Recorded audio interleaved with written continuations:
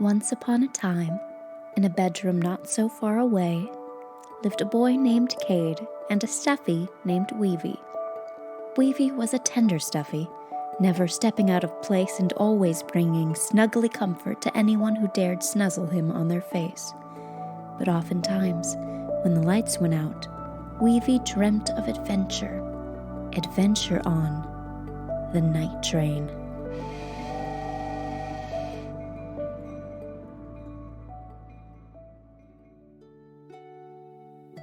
So, one night, as Cade was sleeping soundly, surrounded by his stuffies, Weavie and the others enacted a plan that was long in the works. He was going to the night train, tonight. The stuffies whispered excitedly and hurried Weavie on his way. Weavie slipped out of the covers and stepped as lightly as he could across the floor, making sure to dodge the brio tracks and trains, and whisked out of the door without notice.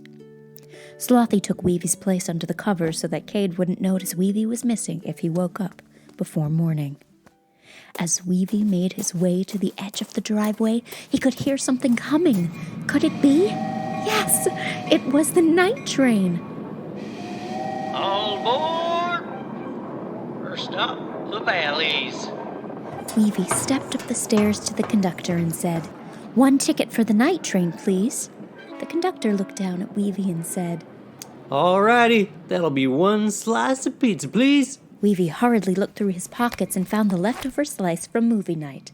A little fuzzy with lint, but still just as good. Weavie excitedly flung the cheesy slice toward the conductor, who received it with delight and immediately took a big old bite. Weavie looked at the conductor and said, "You look familiar. Don't I know you?" The conductor smiled at Weavie and said, "The name's Wade. I keep this here train running with a song in my heart and a cat in the wood in the furnace. Climb aboard!" Weavie smiled back, nodded, and stepped into the train.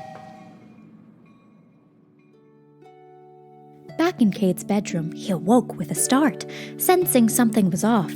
He looked around him and saw that all the stuffies seemed to be asleep under the covers, just as he had left them. Feeling secure, Cade drifted back to sleep.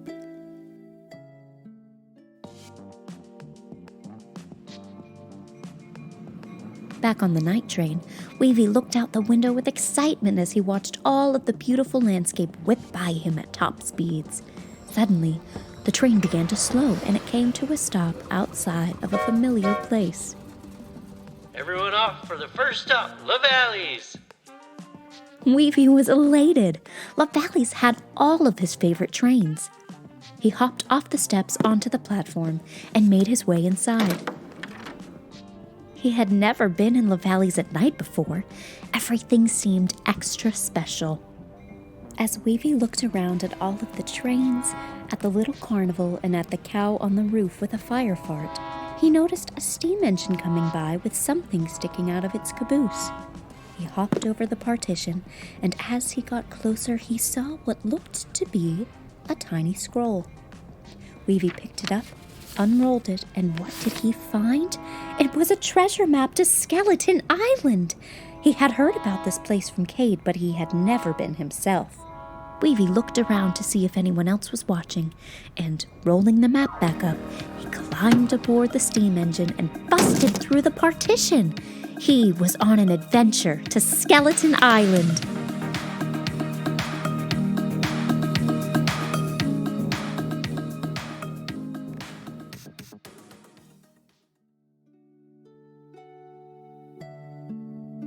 Back in Cade's room, he once again awoke with a start, certain that this time there was something wrong.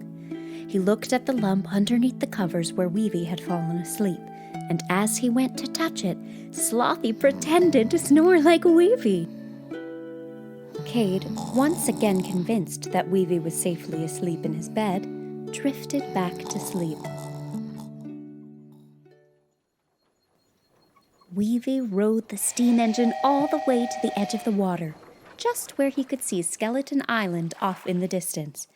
But how would he get there? As he pondered this predicament, a pair of otters swam up to the shore.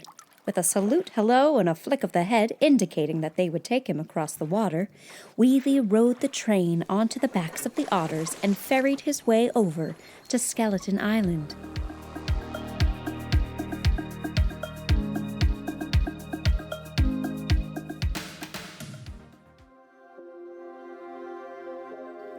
When he arrived, all seemed well until the train started slowly dipping further and further into the sand.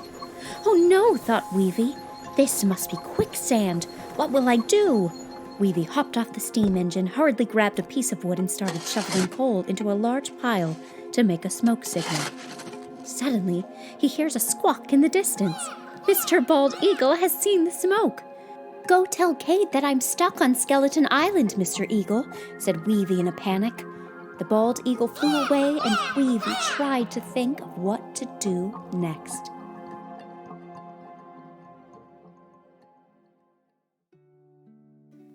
As Cade was sleeping soundly, suddenly the sound of cows woke him up. Dada ran into Cade's room and said, "Hurry, Cade! Mr. Hammond's cows have escaped into our front yard." Cade leapt out of bed, ran to the window, and saw a scurry of cows running in crazy circles around his yard. Cade knew what to do. He looked at Dada. Dada looked at him. With a knowing glance and a nod of the head, they both ran to the garage and climbed aboard their tractors.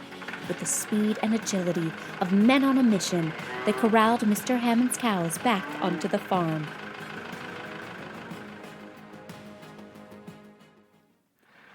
As they were parking the tractors back in the garage, Mr. Bald Eagle flew into the driveway, squawking with fervor. "Weavie's stuck on the island! Caw-caw!" "Oh, look," said Dada. The eagle came back to say thank you for rescuing him. "You're welcome, Mr. Bald Eagle." The frustrated eagle flew away, and Dada led Cade back to his room. Overcome with excitement about the cows, Cade whipped the covers off of his bed to tell his stuffies about the adventure. But then he noticed that in Weavie's place was not Weavie at all. It was Slothy. Upon further inspection, he found a small schedule for the night train tucked under Slothy's arm. In big red marker was a circle around the first stop, LaValley's. Weavie went to LaValley's, Cade thought. We have to go get him. Somehow, and no one is quite sure why, Mama and Dada took Cade to LaValley's in the middle of the night to search for Weavie. Once there, Cade noticed that his favorite steam engine was missing, and curiously, a small trail of coal ran out of the broken partition, across the floor and down the elevator. Cade, Mama, and Dada followed the trail all the way to the edge of the water where they recognized in the distance Skeleton Island. Cade knew what he had to do. They all grabbed their paddleboards and made their way to Skeleton Island, not sure what they would find.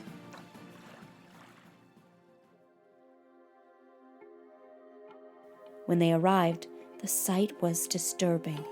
There was Weavie, a 5 o'clock shadow, ashes smeared on his face, a bandana on his head, and a crazed look in his eye.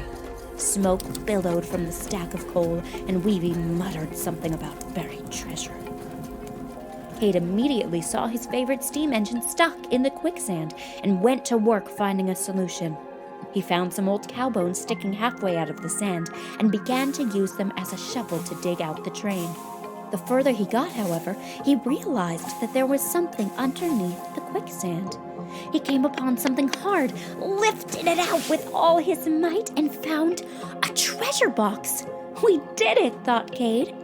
But there was no way to open it, just a small keyhole and no key to be found. Mama, Dada, Cade, Weavie, and the steam engine made their way back to the house to see if they could open the treasure box.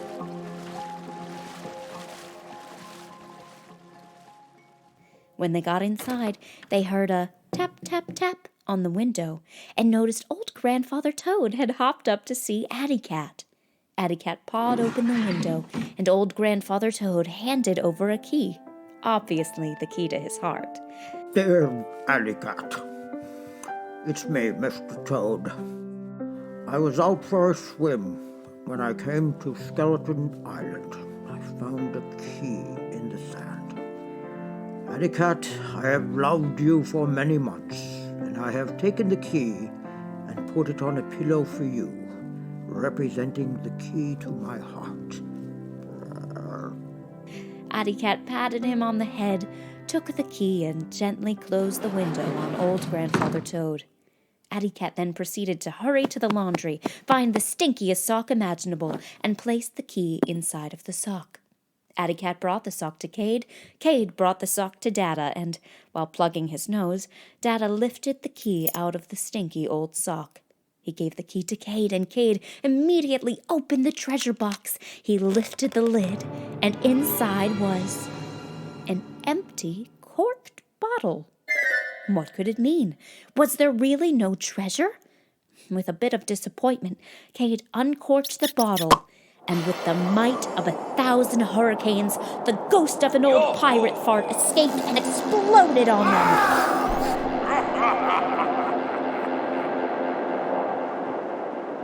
Everyone passed out. Once again, Cade awoke with a start. Where am I, he thought? Back in bed?